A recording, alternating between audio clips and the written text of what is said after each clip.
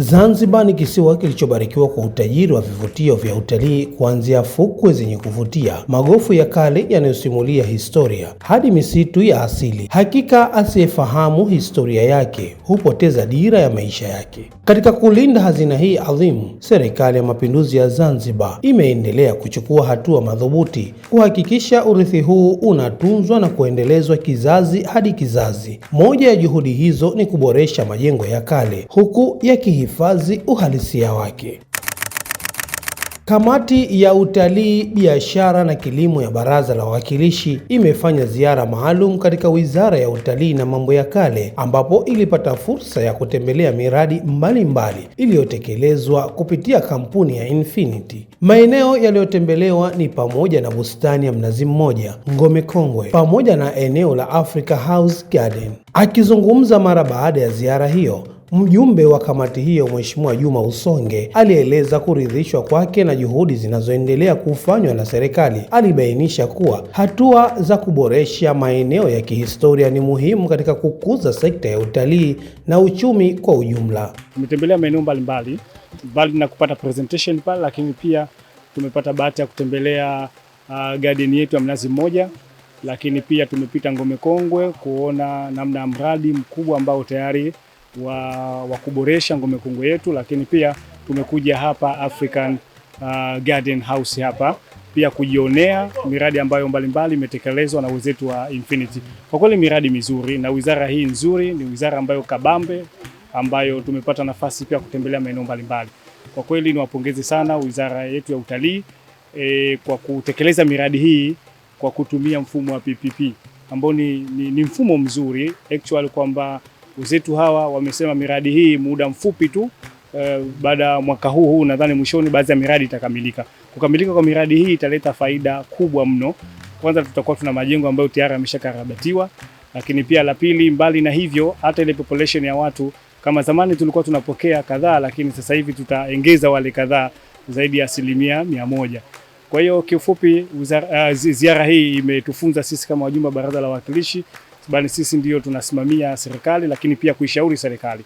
Kwa hiyo kupitia ziara hii na kujifunza mambo mbalimbali, tumepata at least hoja nzuri ya kuishauri serikali kupitia Wizara ya Utalii. Kwa upande wake, mwakilishi wa jimbo la Malindi ambaye ni mjumbe wa kamati hiyo, Mheshimiwa Abdulhan, alieleza faraja yake juu ya maendeleo ya miradi hiyo, akisema kuwa utekelezaji wake utaleta tija si tu kwa wananchi wa jimbo lake bali kwa taifa kwa ujumla, kwa kuongeza ajira na kukuza uchumi.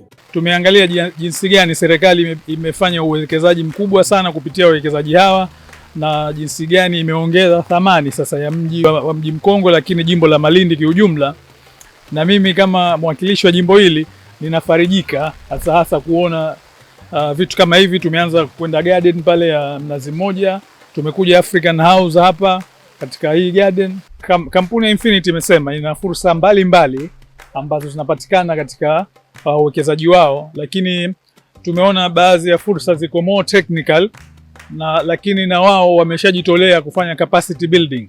Kwa hiyo mimi sasa kama mwakilishi wa jimbo hili nitakwenda kuhamasisha vijana mbalimbali angalau waingizwe, kwa wale ambao skills zipo chini, waingizwe katika programu yao hiyo ya capacity building, wajifunze na kuna miradi mikubwa ambayo soon itakamilika, na wao waweze kufit katika hiyo miradi, kwa wale ambao maybe hawa meet zile requirement, na kwa wale ambao wana meet tutajaribu kwa link na opportunity ambazo ziko hapa kupitia moja kwa moja kwa hao investors au kupitia Wizara ya Vijana. Katibu Mkuu wa Wizara ya Utalii na Mambo ya Kale amesema wizara imejipanga kikamilifu kuhakikisha maeneo hayo yanaendelea kudumu na kutoa manufaa kwa wananchi. Akifafanua zaidi kuhusu miradi ya Africa Garden House na Ngome Kongwe, alieleza kuwa maeneo hayo yanatarajiwa kutoa huduma mbalimbali za kijamii na kiuchumi. Kufanya ziara maalum katika maeneo mbalimbali ya miradi ambayo tayari yameshamalizika na sasa yapo katika operesheni, na mengine ambayo bado ipo katika mchakato wa ujenzi, kama mradi wa ukarabati wa jengo la Ngome Kongwe, ambapo wenyewe waheshimiwa wajumbe waliweza kuona maendeleo makubwa sana ya ukarabati yanayoendelea ndani ya eneo lile. Lakini pia tulimalizia ziara hii kwa kuja hapa katika hii bustani maarufu ya Africa House Garden, ambapo sasa tumeanza na sio tu kwa hizi huduma za kiukarimu, za mikahawa, za bustani, za michezo ya watoto, za michezo ya mpira, lakini pia huduma za ule usafiri wa baharini au sea taxi.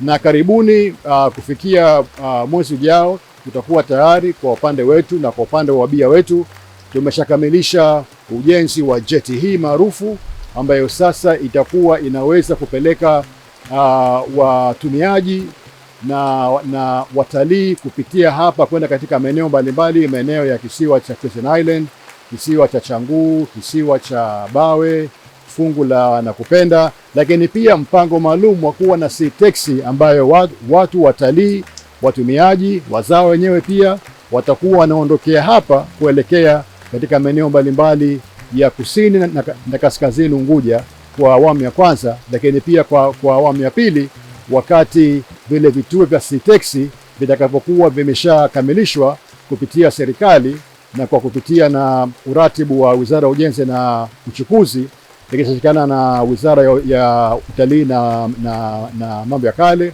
Wizara ya Chuma Buluu na Uvuvi, lakini pia kwa sisi Kamisheni ya Utalii, ni kwamba sasa watalii, wananchi watakuwa na uwezo wa kusafiri kwa kutumia boti hizi za sea taxi katika pande zote 4 za kisiwa cha Unguja, lakini pia na kwa wakati ujao kisiwa cha Pemba.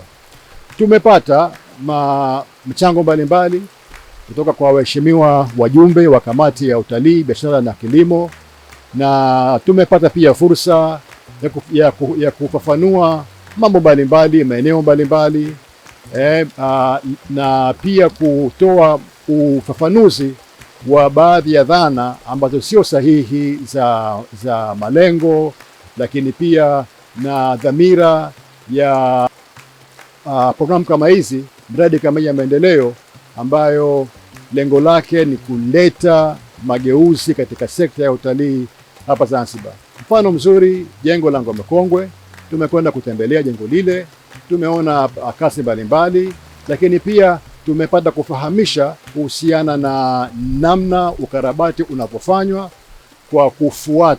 kwa kufuata miongozo yote, kwanza sheria na kanuni za Mamlaka ya Hifadhi na Uendelezaji wa Mji Mkongwe, lakini pia miongozo na kanuni za shirika la UNESCO, na kwamba pia tumekuwa tukishirikiana na wenzetu wa UNESCO ambao wamekuwa wanakuja hapa kipindi hadi kipindi kuangalia utekelezaji wetu wa miongozo yake katika ukarabati wa jengo la Ngome Kongwe. Na kama mlivyoona ni kwamba lipo katika hatua nzuri la ukarabati. Authenticity yake ya lile jengo itabaki kuwa pale pale. Matumizi ya vifaa vya ujenzi vitafuata miongozo au vinafuata tayari miongozo ya UNESCO na kanuni na sheria na taratibu za sheria ya hifadhi wa Mji Mkongwe.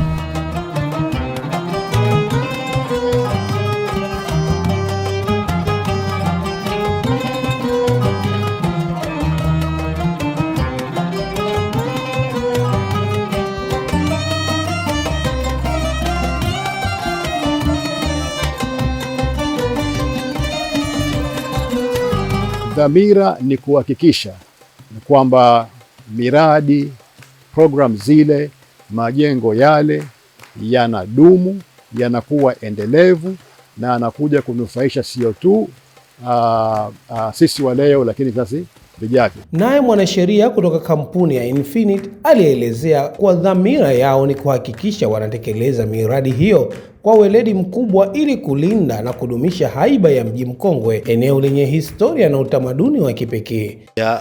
Ya mradi huo tunaofanya mkubwa ni restoration ya Mji Mkongwe, na restoration hiyo tunatumia material ambazo ziko approved na mamlaka ya Mji Mkongwe pamoja na UNESCO. Nia na madhumuni ni kuweza kuirestore ile Mji Mkongwe kwenye ile haiba yake iliyokuaga kipindi kile bado inatumiwa kama ngome. Lakini sambamba na hiyo tutakuwa tuna maduka pale pamoja na migahawa na maeneo ya watalii pamoja na wazawa kwenda kupumzika, kuenjoy.